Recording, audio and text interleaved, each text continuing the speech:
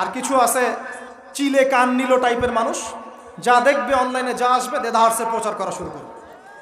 তুমি যে ফেসবুকে ফেসবুকিং করছো, কখনো কি আমাকে জিজ্ঞেস করেছিল, আমাদেরকে জিজ্ঞেস করেছিল ভাই কি হয়েছে আপনাদের সাথে?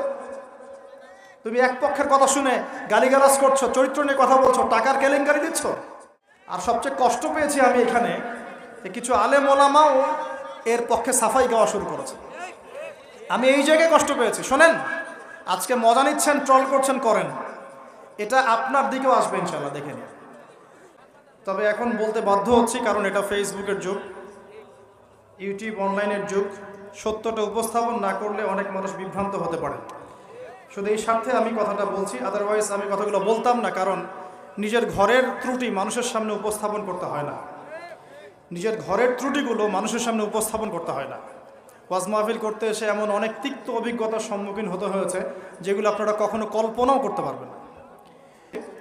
যেগুলো আমি ঘরের ত্রুটি মানুষের সামনে বলতে চাইতাম না কখনোই, কিন্তু এখন কিছু কিছু ঘটনাকে কেন্দ্র করে এগুলো বলতে বাধ্য হচ্ছে। না বললে মানুষের সামনে প্রকৃত সত্যটা উপস্থাপিত হবে না। আর কতদিন চুপ করে থাকবে? কত কিছু হয়েছে এই জীবনে ফেস করতে আপনি কল্পনা করতে পারবেন। তো আমি এগুলো বলতে চাইতাম না কখনোই, এগুলো আমি কোনোদিনও বলতে চাইতাম না, এখন বলতে বাধ্য হচ্ছে আপনাদের প্রশ্নের কারণে। প্রসঙ্গে আসি না। একটা ন্যাশনাল নিউজ যদি প্রচার করতে চান, আপনাকে পক্ষে বিপক্ষের কথা নিতে হবে না? একটা ন্যাশনাল নিউজ প্রচার করবেন, তাহলে বাদী বিবাদী উভয়ের কথা শুনতে হবে না?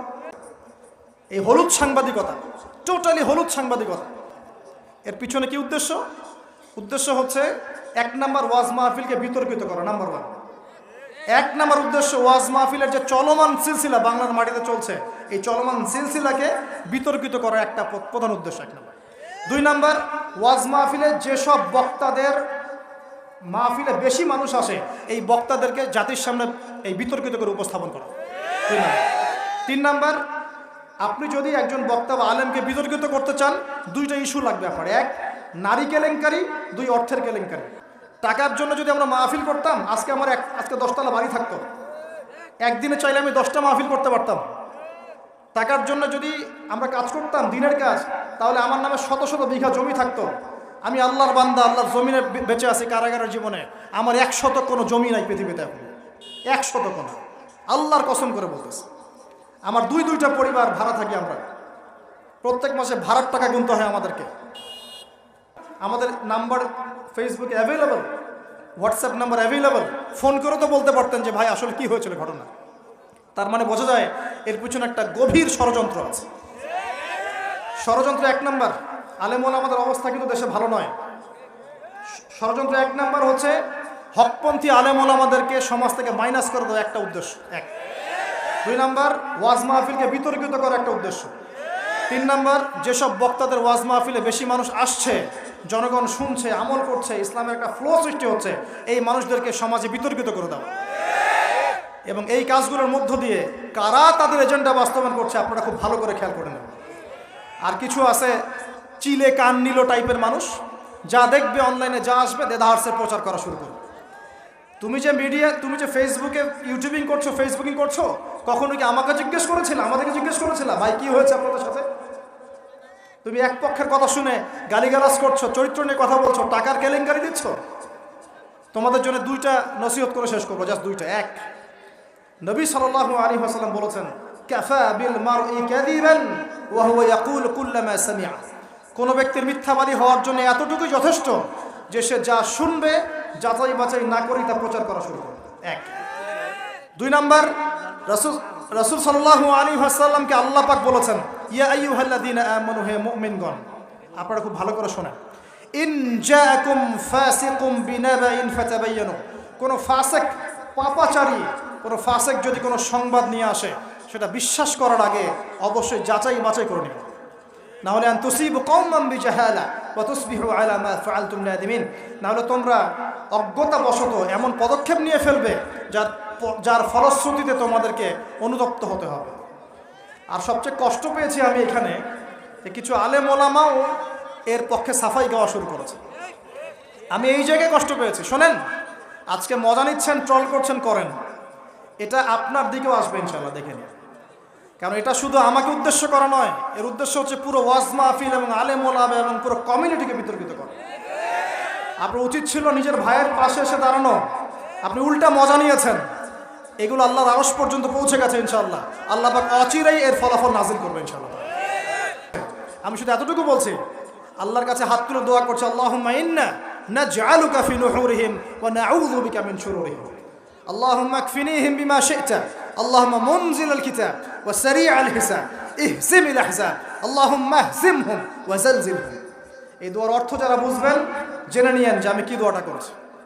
আমি আল্লাহর কাছে দোয়া করছি আল্লাহ পাক সত্যের পক্ষে থাকেন, মিথ্যার বিপক্ষে থাকেন। এখানে ইসলামের বদনাম হয়েছে, আলেমের বদনাম হয়েছে এবং আল্লাহর দ্বীনের দায়ীদের গায়ে আঘাত এসেছে এবং মিথ্যা প্রোপাগান্ডা চালিয়ে চরিত্র হনন করা হয়েছে। আল্লাহর কাছে দোয়া করছে আল্লাহ পাক যেন একাই এই জালেমদের বিরুদ্ধে আমাদের পক্ষে যথেষ্ট হয়ে যান ইনশাআল্লাহ। আমরা দোয়া করছি আল্লাহ পাক যেন এদের এবং আমাদের মাঝখানে ফয়সালাকারী হিসেবে আল্লাহ পাকই যথেষ্ট থাকেন ইনশাআল্লাহ। আল্লাহুম্মা মুনজিলাল কিতাব, আল্লাহ পাক কিতাব নাজিলকারী, সারি'আল হিসাব, দ্রুত হিসাব গ্রহণকারী, ইহজিমিল আহজাব, এই জালেমদের এই দলটাকে আল্লাহ পাক ভেঙে দিবেন ইনশাআল্লাহ।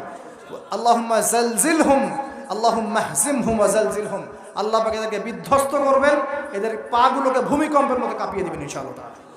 নবী সাল্লাল্লাহু আলাইহি ওয়াসাল্লাম, লাস্ট কথা, নবী সাল্লাল্লাহু আলাইহি ওয়াসাল্লামের উপর অত্যাচার আসলে তিনি দুই রকম সুন্নত দেখিয়েছেন। এক, তিনি মাফ করে দিয়েছেন, যদি ওরা ক্ষমা চাইতো আমি মাফ করে দিতাম, যদি ক্ষমা চাইতো আল্লাহর কসম মাফ করে দিতাম। ক্ষমা না আছে, উল্টা তারা মিথ্যা প্রোপাগান্ডা চালিয়েছে, এর কোনো মাফ নাই ইনশাআল্লাহ। আল্লাহ রাসূল আরেকটা সুন্নাত, তিনি বদদোয়া করেছেন, হাত তুলে তুলে বদদোয়া করেছেন, আল্লাহ অমুককে দেখে নিও, তমুককে দেখে নিও, তমুককে দেখে নিও।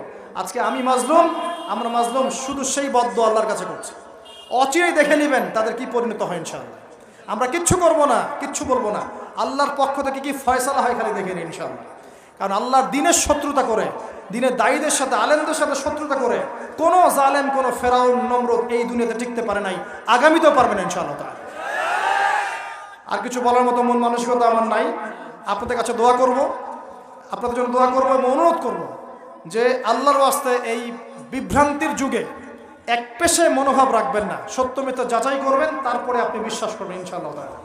আর বিশ্বাস করবেন আল্লাহর পথে দায়ী আলেম, মুহাদ্দিস, মুফতিরা কোনো দিনও দিনের অকল্যাণে কোনো কাজ করে না ইনশাআল্লাহ। আল্লাহ রাব্বুল আলামিন আমাদের সবাইকে পবিত্র কোরআন এবং সহিহ হাদিসগুলো অনুযায়ী আমল করার তৌফিক দান করুন, নবীর সুন্নাহগুলো মেনে চলার তৌফিক দান করুন এবং আমাদের মাঝে যত ইখতিলাফ আল্লাহ পাক দূর করে দিন এবং দৃশ্যমান অদৃশ্যমান সমস্ত রকম ইসলামের শত্রু থেকে আল্লাহ পাক আমাদেরকে হেফাজত করুন, আমিন। সুবহানাকা আল্লাহুম্মা বিহামদিকা আশহাদু আল্লা ইলাহা ইল্লা আনতা আস্তাগফিরুকা ওয়া আতুবু ইলাইক। আসসালামু আলাইকুম ওয়া রাহমাতুল্লাহি ওয়া বারাকাতুহু।